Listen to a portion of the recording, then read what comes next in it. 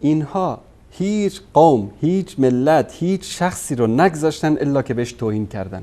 این آخوندهای خبیث. ملت شجاع و شریف کرد که بهترین علمای جهان اسلام در طول تاریخ و قهرمانهایی مثل صلاح الدین ایوبی که کینه شدید دارن با صلاح الدین ایوبی کردی. میدونید چرا؟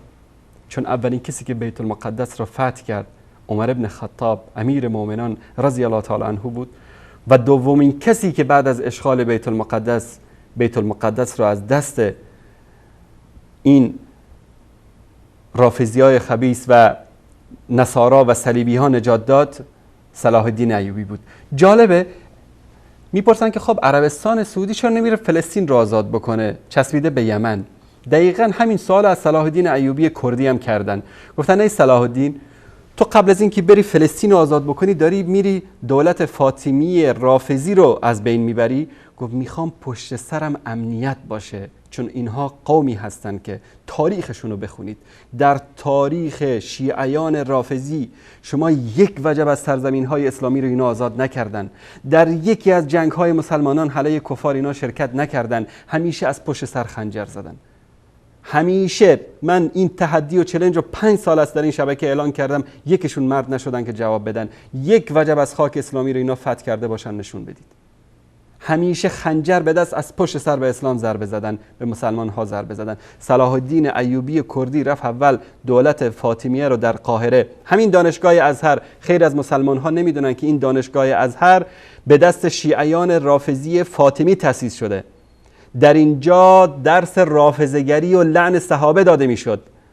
صلاح الدین ایوبی کردی بود که مصر را فتح کرد، دولت رافضی فاطمی رو سرنگون کرد، دانشگاه ازهری رو که در اونجا فقه رافضه‌گری تدریس میشد به دانشگاه اهل سنت تبدیل کرد.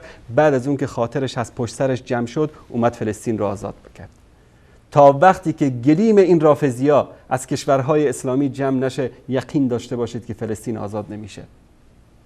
هر وقت که این دولت رافضی از بین رفت، هر وقت که روافض از سوریه و لبنان و یمن و این مناطق از بین رفتن، اون موقع یقین داشته باشید که فتح بیت المقدس نزدیک است. امروز همین حزب اللهی که ادعا میکنن که ما مقاومت علیه اسرائیل انجام میدیم، همینها پاسداران مرز شمال اسرائیل در جنوب لبنان هستند. همینا هستن که نمیذارن مجاهدین وارد خاک فلسطین اشغالی بشن و با یهود جهاد بکنن. میخواید تجربه بکنید؟ برید لبنان، برید دفتر حزب الله بگید من برای جهاد با اسرائیلی آمدم، ببین چه بلایی سرتون میاره.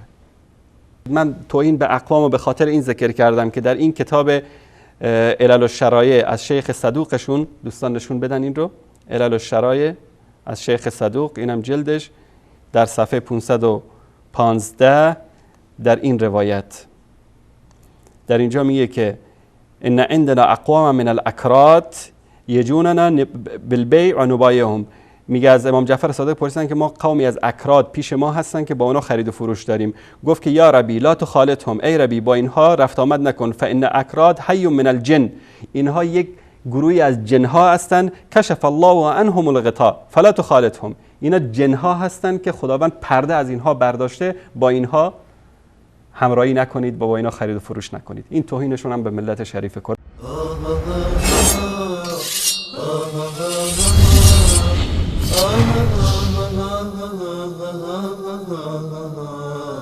ah ah ah ah ah